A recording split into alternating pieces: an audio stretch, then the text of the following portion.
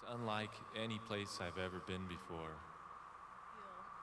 I felt more like I was someplace completely removed from anything else that's more common. It's just skiing.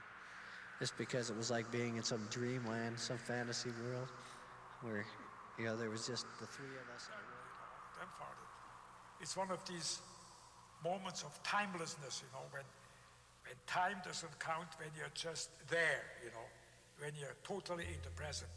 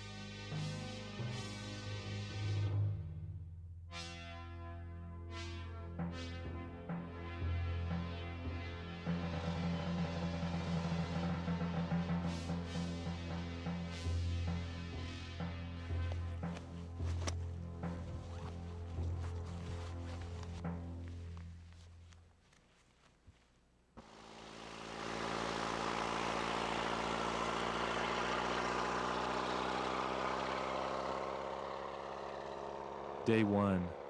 The trip we've been planning for weeks is finally a reality. As the drone of the ski plane fades into the distance, Susan, Mike, and I feel utterly alone, almost as if transported to some other planet. A timeless world of snow and ice lies ahead. Our journey begins.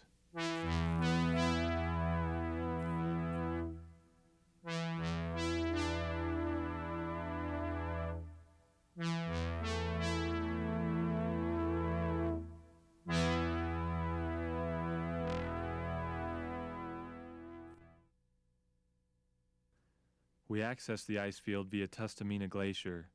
The danger of hidden crevasses is ever present in our minds. We thought a lot about the possibility of falling into a crevasse. It's something that you have to think about and prepare for whenever you travel on glaciers. Ending up at the bottom of a crevasse was definitely not what we were up there for.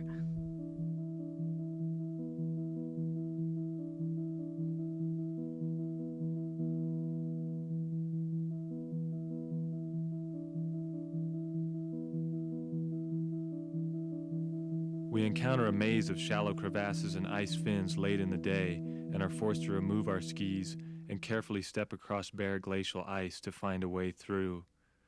Finally, we come out on a smooth snow ramp that leads up towards the heart of the Harding Icefield.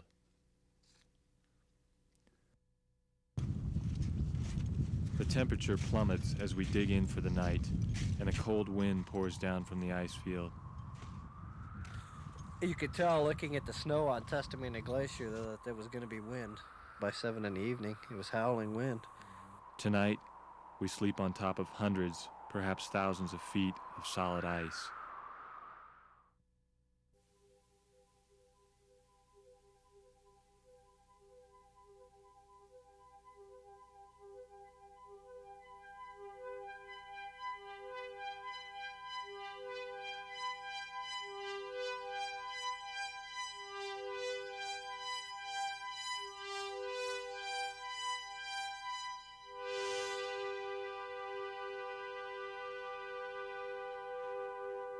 Day 2. Distances in this enormous terrain are deceiving. We ski and ski and ski and seem to get nowhere. Didn't look like you were moving at all as you looked at the peaks in the distance. I don't even remember what was going through my head. So you're just kind of in your own world.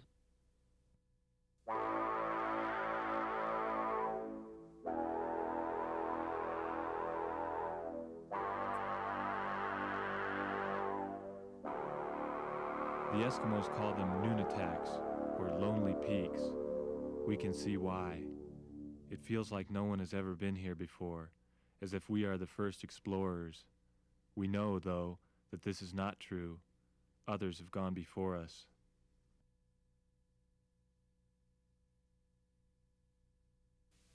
In 1936, Ewell Kilcher attempted to walk across the Harding Icefield from Seward to Homer by himself. And I walked and walked and walked and came into a 2-day rainstorm. When the sky cleared, there were mountains ahead of me. I decided, hell, this map is no good, you know. And I went all the way back, went all the way back, went all the way back to Seward. I had it practically licked, see, but I didn't know where I was anymore. In 1967, Kilcher was a member of a party attempting to climb Mount Truuli, the highest peak on the Kenai Peninsula. It lies at the western edge of the Harding Icefield. They were just going to go up here and back. And I talked them into crossing the ice field because 30 years previously I couldn't do it. I didn't do it. I did half of it. And I was curious to find out where in heck, you know, I went wrong and what these mountains were and so on.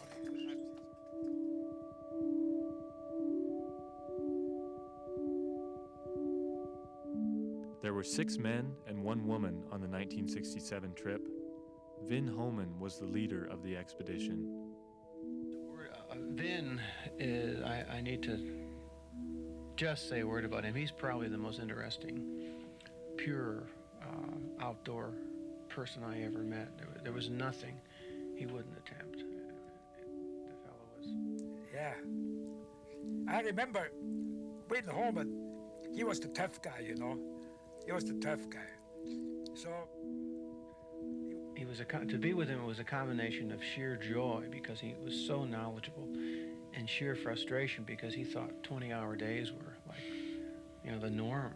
And he died on Dolagary a few years after the crossing.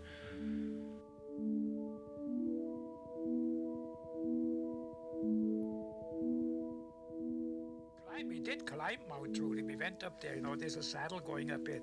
It's a beautiful trip, you know.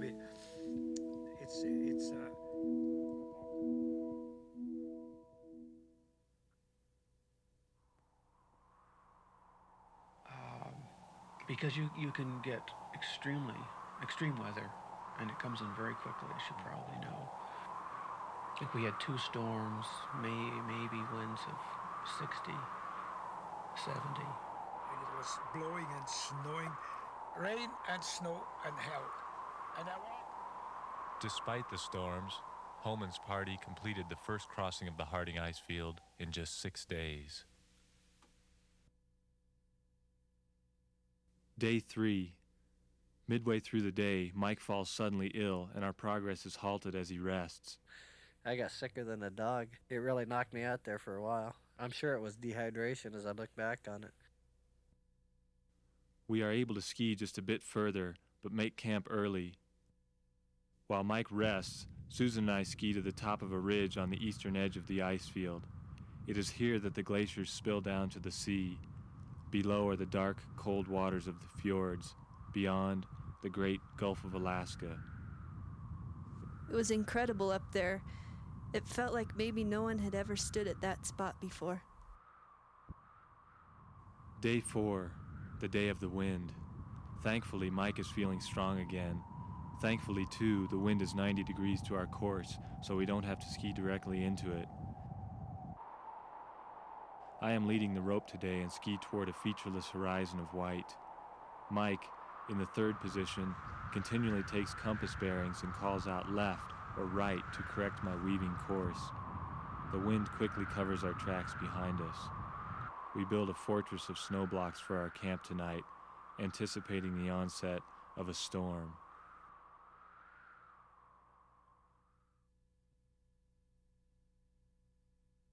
Day 5 dawns unexpectedly clear and calm. We ski just a short distance today and establish a camp near the base of a Nunatak.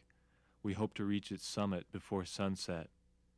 As we ascend, the entire expanse of the ice field opens up below us. It is both beautiful and frightening. We feel so small. We gain the summit at 7 p.m. Below us spreads what is left of the last great ice age.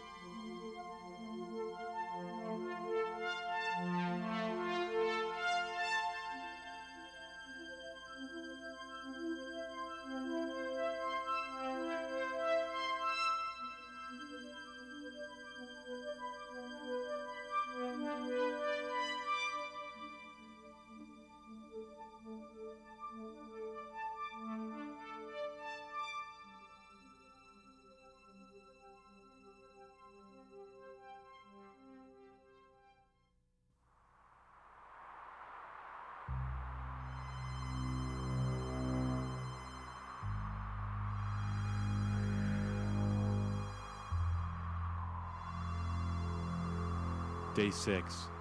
The storm we expected is finally here. High winds, blowing snow, and whiteout. It's hard to believe that this is the same beautiful place we saw yesterday. We must depend entirely on our compasses for navigation. All landmarks are obscured. I couldn't tell the ground from the sky. I was leading the rope that day and I ended up feeling kind of dizzy because I'd lift up my ski and then I couldn't tell where to put it back down. Everything just blended into white. We travel for 5 hours, hesitant to go any further until we can determine our exact position. We are glad to get in out of the storm, but are uncertain how long we will be pinned down. Little is known for certain about the Harding Icefield and its outlet glaciers. National Park Service Ranger Bud Rice has been involved in most of the scientific research that has taken place on the icefield. There hasn't been much done on this ice field. Yeah, it's an interesting place because it's a relatively low elevation, large ice body. I did that in the summer of 1985, and we went up with University of Alaska glaciologists. What we want to do is get a handle on, how much snow and ice accumulates on that thing in a year. We got a hand coring auger and flew up there with helicopters, and we started to core down into the ice. And actually, it was snow and old. Basically, what we learned is that the snow in the Kenai Peninsula is very wet snow, and it's hard to differentiate between winter snow and summer snow. You may get as much as 2,000 inches of snow up there, and we're saying in our publications it's 400 to 800 inches of snow. I'd like to mention that the Harding Icefield covers enough area to completely inundate 100 Yosemite valleys. It could be a mile deep, but 3,000 to 5,000 feet is, for the deepest sections, is not unreasonable. There seems to be a trend of the whole thing shrinking. In the last 35 years, it's definitely gotten smaller in terms of aerial cover. It could indicate that there's climate change, but a lot of the aerial loss was in the tidewater glaciers, and a lot of times